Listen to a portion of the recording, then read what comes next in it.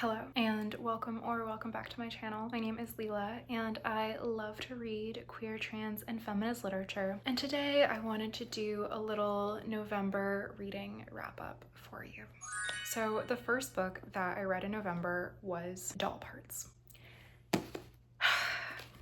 Let me just start by explaining that this book was marketed to me personally, okay? The pale pink and black. I'm in love. The title Doll Parts being, of course, a reference to the whole song. The Sylvia Plath font evoking the classic bell jar cover. Love that. As well as this black and white cover image evoking the cover of the unabridged journals of Sylvia Plath.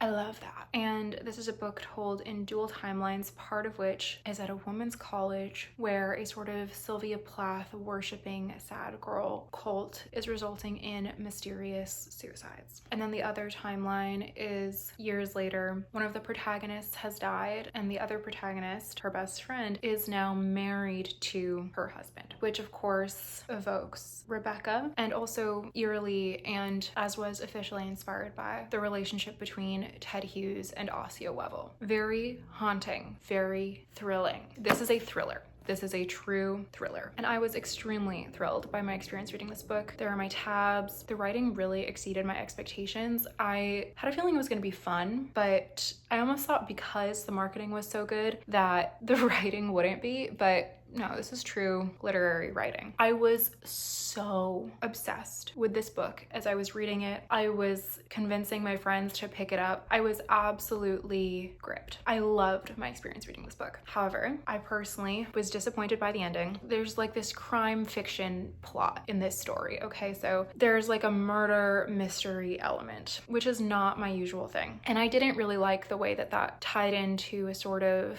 pro-police, pro-carceral status quo, personally. I also was disappointed by the conclusion. And that is because in real life and in the literary herstory with which this book is engaged, it is my understanding, and I dare say the truth, that Ted Hughes is guilty of the murder of Sylvia Plath and Osseo Wevel. So I had a certain expectation of how the ending would go, and I was wondering throughout my reading, is this book going to confirm my expectation, which would be satisfying, or is it going to deceive that expectation in a way that would be interesting? And I'll just say that my expectation was deceived in a way that I personally found disappointing, and that there is a character in this book who is a villain. And while it's not explicitly stated that she is a lesbian, she is lesbian coded and she is a predator. And I find that to be a homophobic trope. And hi, Selenate.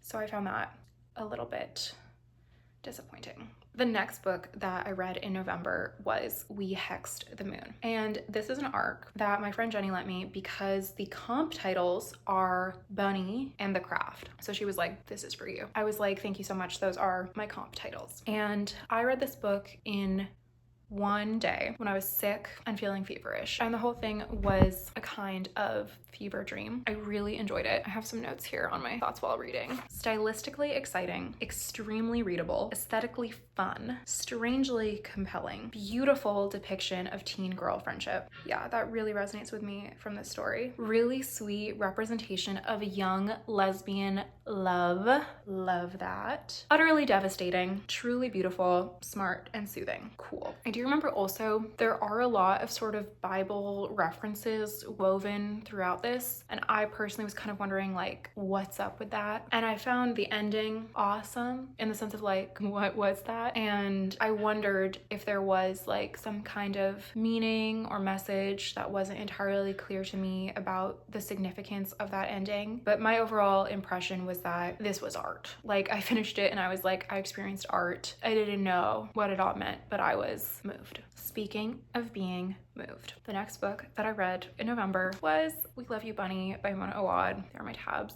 I did love this book so much. I made a reading vlog all about We Love You Bunny, but what I'll say here is that reading this book was so fun and inspiring and transformative to my spirit. Mona Awad really inspires me and I am really grateful for these books. I love you, Bunny. Then I read Bad nature. Okay, I had been anticipating reading this book ever since I heard that it existed. And as I mentioned in my reading vlog about Disappoint Me, the book that Tori Peters recommended to me, in which I was a little bit disappointed by the way that the protagonist kind of in a 12-step-y sort of style finds forgiveness for her father. I had heard that this was a book about a woman who wanted to kill her dad. And I was like, let's go. I'm buckled in. I'm ready for this ride.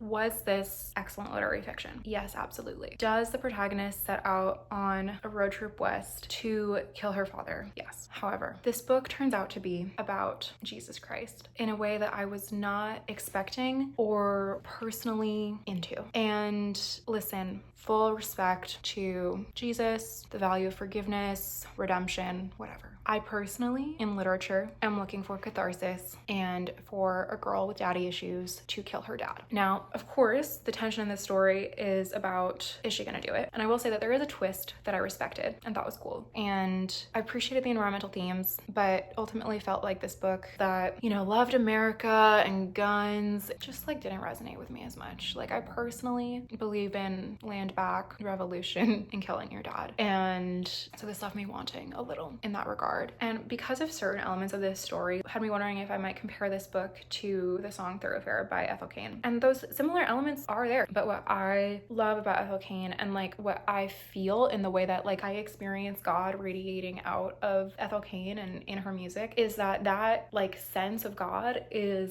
beyond the narratives or constraints of the church, of like institutional religion. Whereas it felt to me that the messages of bad nature, and there were messages like the apostle John carrying the word of Jesus and teaching that an eye for an eye makes the whole world blind type of thing, as well as a sort of value and message of 12-step recovery, which I consider to be within the church. Like, it may not be the church, but it is the church basement. And I felt like those messages and that sense of God remained very much within those institutions, like very much within the limits and constraints of 12-step and the limits and constraints of a Christian church, even in a sort of like alt vocabulary. And so for me, that didn't leave off on like a resonant note of expansive love. It left off on a sort of closed note. So while I personally definitely appreciated the skill and excellence and beauty of the writing, it didn't quite live up to my hopes or personal wishes for what this story could be. And then after reading this book with its sort of Americana and particularly a scene featuring a Republican hunter, I was really needing an Indigenous perspective. And so that is when I picked up Heartberries. This has been on my TBR for a while and I loved it. Jesus is in this as well, actually, but what I loved about this book was the way that the author, narrator, subject of the memoir does not apologize or repent for her behavior that is transgressive. She kind of puts it all on the page and I feel this sense of like, fucking deal with it. And I love that. I find it so liberating and empowering, and yes, to read about and see women just not apologizing for their reality, for themselves, and not repenting. Like, I am sorry and I am ashamed and that was bad and I'm working on myself to fix myself. Who fucking cares? I'm crazy. Deal with it. I love that. I'm like, yes. And of course, like in this story, we feel the impact of the traumas of colonialism and how that manifests across generations. I also binged this book quite fast and it was like a breathless yes. Then I actually listened to an audiobook, sorry if you can hear Kitty snoring by the way, of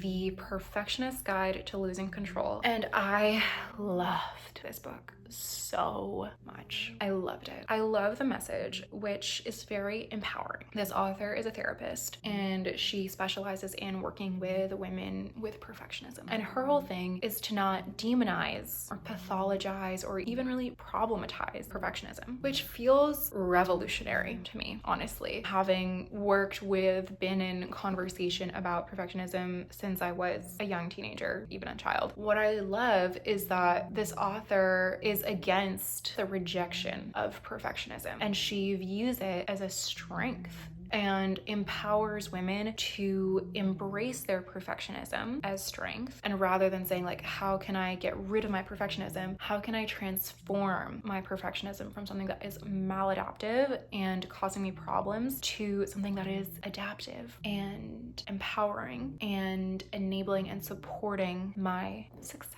I love this book so much. I loved the audiobook. The author narrates it herself. And clearly, as a therapist, as someone who works deeply with these themes of shame and worthiness, which we know are at the heart of perfectionism, she has so much integrity. And so she is able to, from that place of integrity, be so regulated. And her voice is so soothing and regulating in this audiobook. I loved it so much. I felt calm, peaceful, inspired, empowered, excited, sparkling, ready to go. I loved it so much. I really want to get a physical copy so I can annotate it. I particularly loved that she included the Anais Nin quote, and the day came when the risk to remain tight in a bud was more painful than the risk it took to blossom. Let's go, let's blossom. I'm so excited. I highly, highly, highly recommend this book to all my perfectionistic girlies. We are powerful.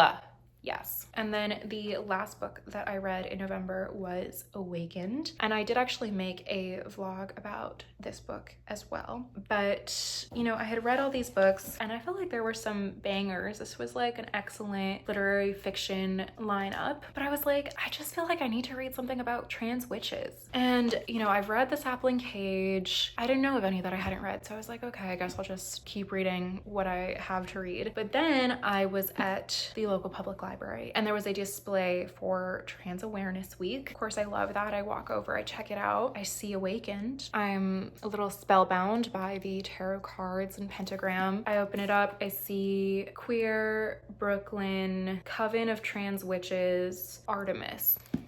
Okay. Check out. I had so much fun reading this book. It felt like a bowl of Lucky Charms, or like vegan Lucky Charms with protein for adults. I really enjoyed this read, so that was very fun. So that is my November reading wrap up. Thank you so much for watching. Do please like, comment, and subscribe if you enjoyed. I would love to know what your favorite November reads were, and I will see you in my next video.